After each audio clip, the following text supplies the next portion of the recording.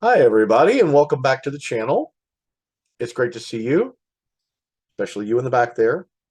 You did something different with your hair, and I love it. I just love it. So keep that up. Um, I wanted to say, first of all, that you guys are freaking amazing. You're the best. Um,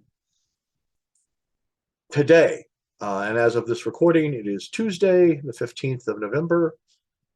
We had around 60 people, as of this recording, sign up today for the YouTube channel. And I am just so appreciative of that. Thank you guys so much. I went online and groveled. I begged for people to come on and sign up for this. And ain't too proud to beg. So thank you. I appreciate it. The goal right now is if I can hit 1,000 subs by the end of the year, about a month and a half, I am going to do a raffle for all of my um, channel subs, and one lucky person will get a free Patreon membership to my Patreon. No, you can't use it for somebody else's. It's got to be mine. Um, and basically, you'll get a free year's membership to Patreon with me, which I do a lot of fiction on there that I only offer to my patrons first. Um, I'm doing a novel called Black Coda. It's a fantasy novel, about I think 10 chapters into it. Then I do a chapter a month on that, and basically, I also have a lot of chats on there. We do like a comic book chat. We do a fiction chat.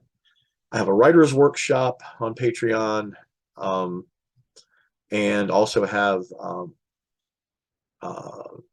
some role playing game stuff that we've done in the past. We did a couple of games in the past, and we're getting ready to start up a new one.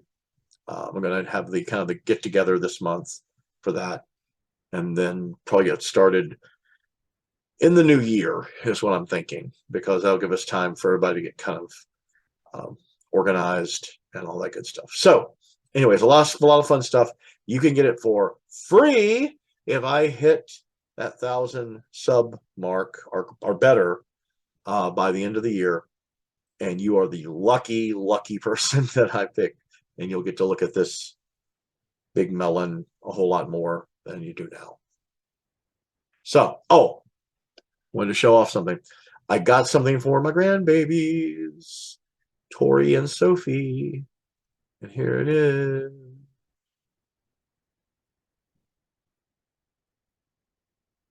They're coming right at us. Got them some little duckies. Me and my buddy Bob went out to lunch last week, and there was a veterans group selling little duckies. So I got my babies some duckies. I haven't had a chance to get them to them yet, um, but I'm hoping maybe this week or next week I'll get a chance to see them. So everybody's doing great. So what I wanted to talk to you about, I'm going to try to make this a quick one. I know I say that every time, but I really am trying. I'm trying. You got to admit, I'm actually doing content, and I'm trying not to be on here for fucking ever. Goshing ever. Whatever. All right. Let's see here. We had not had really much of a chance to talk about this, um, but I really enjoyed the first season of Sandman on Netflix, and there was some discussion on whether or not there would be a season two. A lot of people, and then some people did not like it. I was pretty cool with it. I know they made some changes to it, but I'm kind of the mind that if the creator is on board with it, um, that's usually a good thing. Um, you know, especially someone like Neil Gaiman. Neil Gaiman kind of drive the bus if he wants to. So if there are changes in that show, it's because Neil Gaiman wanted them. Now I'm not gonna argue or debate whether they were wise changes or not. I will say this: I enjoyed the show. The things they did change really didn't cause me any major issues. I enjoyed it more than I can't really think of a whole lot of anything that did bother me, to be honest with you. Um, I thought the casting was awesome, and I loved The Hob episodes, especially, those were really cool. And if you have not watched it, I would recommend you give it a try, see if you like it. And the thing I had heard a lot of was that it was so expensive and they hadn't really gotten enough viewing. Um, a lot of times with Netflix, when they drop everything at once, people will binge it quick. It's kind of like Cobra Kai. People will binge it quick. It gets a lot of stuff. Gets a lot of attention for a few weeks, and then it just kind of is gone. And then usually what happens is not as many people tend to watch it because there's not a buzz going about it. So there was some talk. I'd heard from several channels that I listen to and watch, and kind of the general consensus was it was really expensive, and that Netflix didn't think they had gotten enough bang for their buck to do a second season. Well, just recently, within the last few weeks, they did announce that Sandman is getting a season 2. And I'm very excited for that. I hope they keep up the level of quality and the writing. This is from Deadline. And basically, it's just saying that Netflix has greenlit a second season of Neil Gaiman's The Sandman. It launched back in August.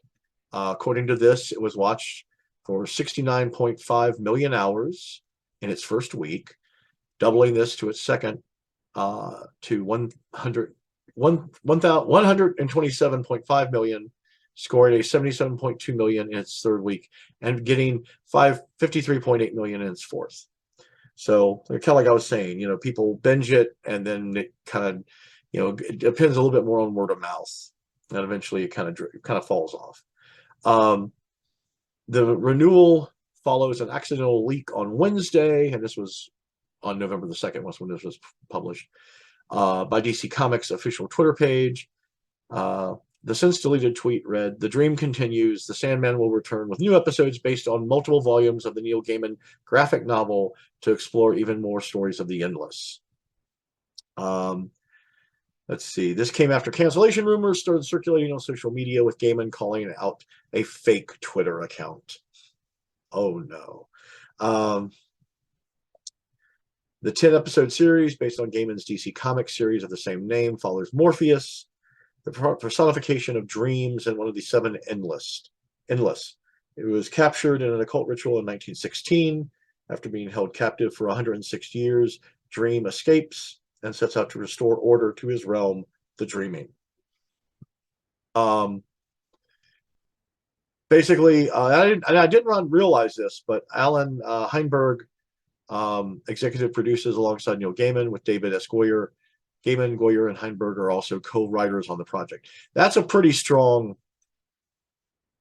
group right there. I would say that if there's anything that makes or breaks shows these days, and one of the reasons I'm covering this here is because quality writing is like an oasis in the desert on most of these streaming platforms these days. A lot of the writing is just garbage. It's really not enjoyable, not engaging, lazy, and uninteresting. That is not the case with Sandman. It's also not the case with House of the Dragon, which I want to do something on that as well. George Martin is involved in that, and it shows that and it does differentiate again from the source material, from the book. And I follow Gary at Nerdrotic, and he is a huge George Martin. Well, he was a huge George Martin fan. He's not been too happy with him since it's taken over a decade to try to get the next book out in the Song of Fire and Ice. But it was on his recommendation and a couple of the other folks on his in his circle, Shadversity and Shadversity, and Mauler, a few other folks, that I tried out House of the Dragon, and I loved it. It was really, really good. And again, I think the writing is just amazing there. I think writing and direction are the two things that will either make or break a show. Acting, of course, is really important as well, which gets us back to characters.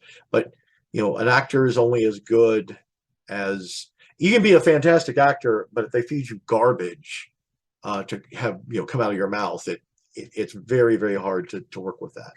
And you see that in a lot of these shows. I don't blame actors. I blame the writers, the showrunners, directors, more so, to whether a show is good or whether it is anti-good. Anyways, Netflix declined comments, which is a little ominous. Netflix is kind of like bottom line sort of guys. They've canceled a lot of shows that looked promising, but they just didn't have the numbers. They didn't have the draw, and that seems to be the big thing in streaming is you have to get those asses in those seats and keep them there. They want like a long-term thing. I have noticed that I think that the shows that are well written, that have good actors saying intelligent things coming out of their mouths, good plots, good direction, those shows, I think if they are done like a week at a time, if they drop a week at a time, that does seem to, I think, draw out, it builds a fan base. I've seen that with House of the Dragon anyway.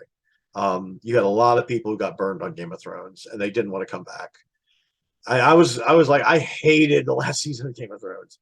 And full disclosure, I have not read the books. I read part of A Game of Thrones, the first book, and never really got through it.